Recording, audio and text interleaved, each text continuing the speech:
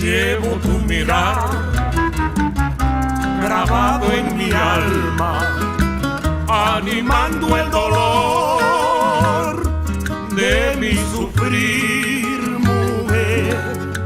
Quisiera que tu amor por compasión me diera, para que la rosa de mi amor no muera. ¿Por qué condenas a mi alma a amarte en silencio, sintiendo la punzante herida de tu cruel desprecio?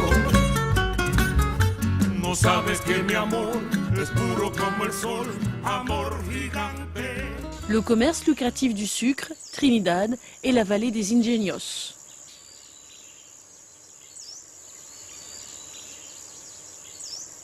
La ville de Trinidad, située dans le sud de Cuba, a été construite au XVIIIe siècle. Très vite, elle devient un lieu d'échange où le sucre, le tabac et les esclaves étaient les principales marchandises commerciales. Les planteurs qui ont fait fortune se battaient pour savoir qui construirait la maison la plus somptueuse de la ville.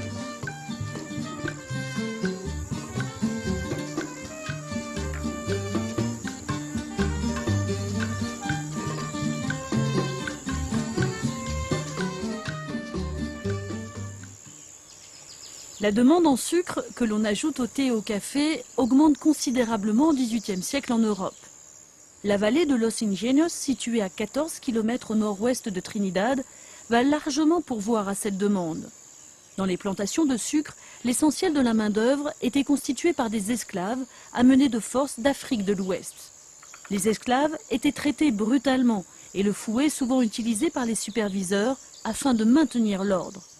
Sous une chaleur exténuante, des groupes d'esclaves coupaient les tiges de canne à sucre avec de lourdes machettes. La canne était ensuite broyée dans un moulin et transformée en liquide qui cristallisait au soleil. Afin d'être en mesure d'exercer une surveillance sur les centaines d'esclaves répartis dans les champs, les planteurs avaient construit des tours sur leurs plantations. Du haut de cette tour, qui mesure 44 mètres de hauteur, on peut voir à 50 km à la ronde. À cette époque, la résistance ou la rébellion des esclaves signifiait la mort immédiate. Une seule liberté leur était autorisée. Ils pouvaient faire la fête une fois par semaine. Les esclaves africains accomplissaient leurs danses traditionnelles ainsi que des rituels.